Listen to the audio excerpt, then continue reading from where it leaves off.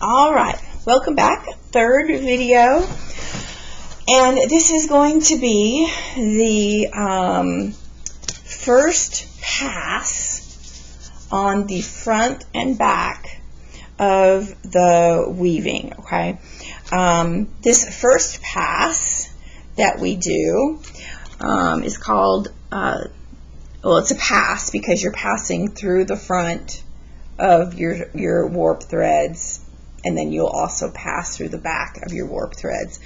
But this first pass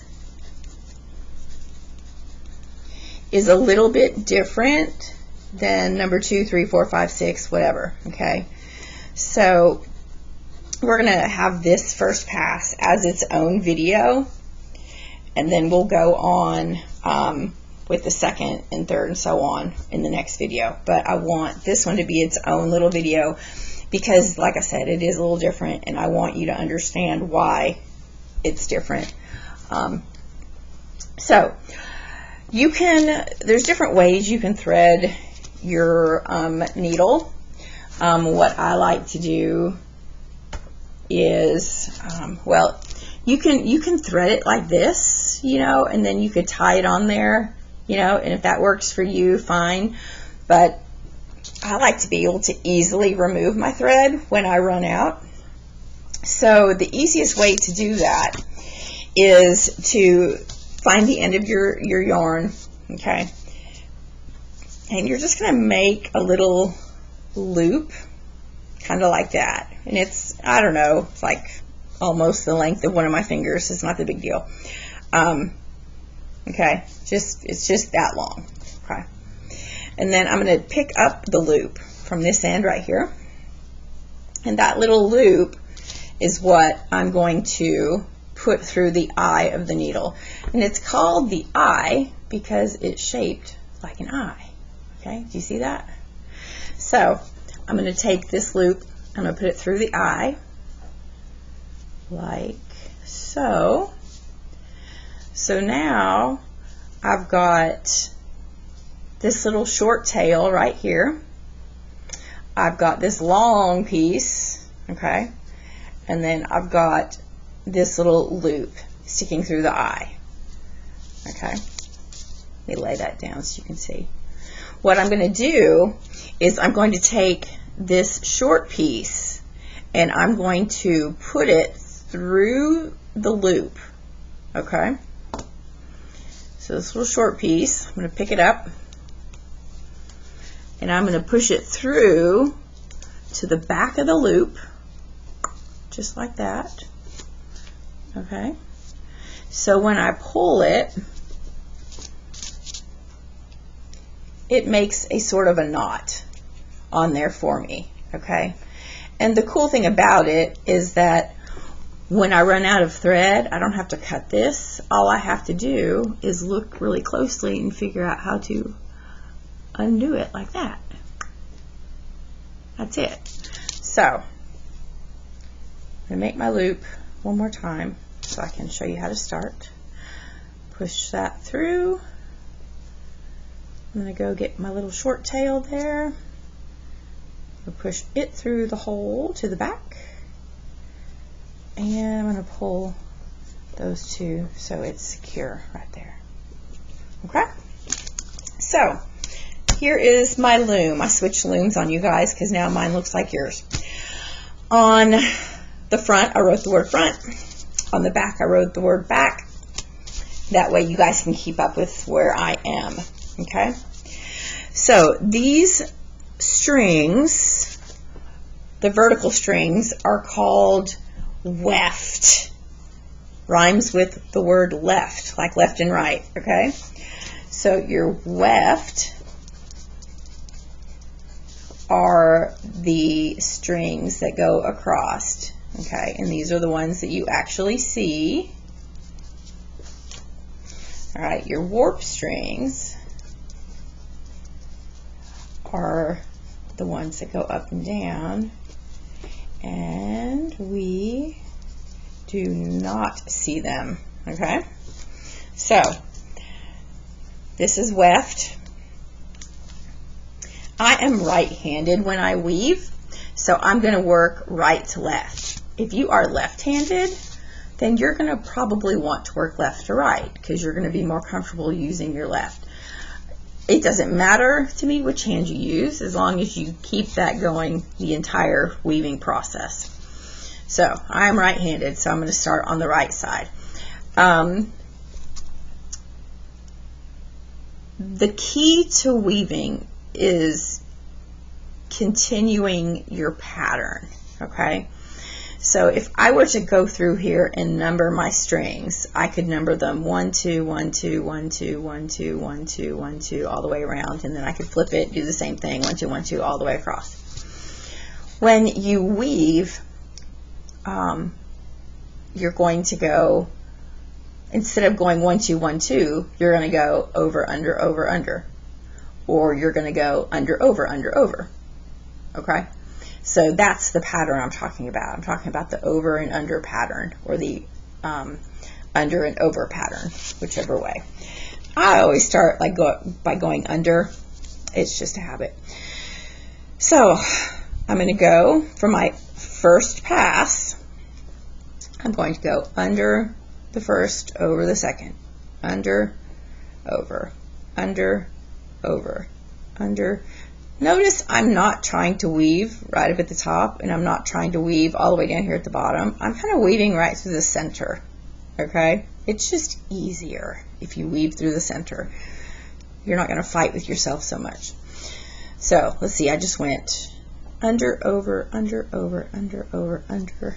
Then I'm going to go over, under, over, under, over, under, over, under.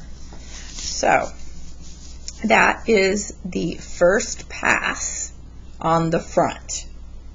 And I'm going to look to make sure that I did that right, because what I do not want to have happen is like, you know, under, over, under, over, under, under, over, under, over. I don't want to skip one of those patterns. So by stopping and looking, you know, I can tell that, you know, every other one is above the needle, every other one is below the needle.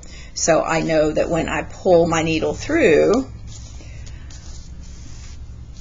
and I keep pulling, I'm going to leave a little tail right there, okay, about the length of a finger, and then I can scooch this down just a little bit. I know that my pattern is intact, okay? So this first pass, like I said, is different from the second and third and whatever. So I started out by going under, over, under, over, under, over, under, over, under, over, under, over, under, over, under. So when I flip it over, my last one was under, so my next one has to be over. Okay, let me show you that again. So I started on the right, wove towards the left. The very last one I did right here, I took my needle under that last one. So when I turn it over and start on the right and go towards the left, I will have to go over to keep my pattern going. Okay? So over, under, over, under, over. Okay? Over, under, under, over, under, under, over, under. I'm not trying to weave at the bottom. I'm just trying to keep that over, under pattern going. And if you look, just take a second, look to make sure that they're all correct. And they are. So, because I know they're all correct, I can go ahead, you know, I don't have any doubles, I don't have any over-overs or any under-unders. I'm just going to pull that through until this little loop is snug right there. All right. And that is the first pass on the front and the back. Okay? So, like I said, pass number 2 and 3 and 4 are going to be different from pass number 1. And the reason being is eventually this is going to slide down here to the bottom, but not yet. I'm just going to show you, and then I'm going to scooch it back up. But eventually, what's going to happen is this forms the bottom. And what you don't want to have happen is you don't want these strings to be doing the same thing on both sides. For example, you don't want both of this one and this one to be unders. You don't want both of number 2 here to be overs. You don't want both of number 3 to be unders. You don't want, see, you want them to be staggered, because this one is under. If you look on this side, that one is over. If you look here, this one is under, and that one is over. What it does is, because we've done that pass with the same pattern, you know, we continued the pattern around the corner to the back, it will allow us to successfully create the bottom of the pouch. So here's my opening on this pouch. You're not going to be able to really see the bottom, but because I continued that, of course I had to do it in black, didn't I? But because my first pass kept the pattern continuing the whole way, it allowed me to close the bottom in and none of my strings came out. Okay? So that is why the first pass is important, to get it right. And then from here on out, we kind of do it a little differently. So just wanted you guys to see that, and you can watch this as many times as you need to figure out that first pass. And then when you're satisfied that you know what's going on with the first pass, I will see you in the next video for the continuing of the pouch, the passes. So, thank you very much, and I will see you in the next one.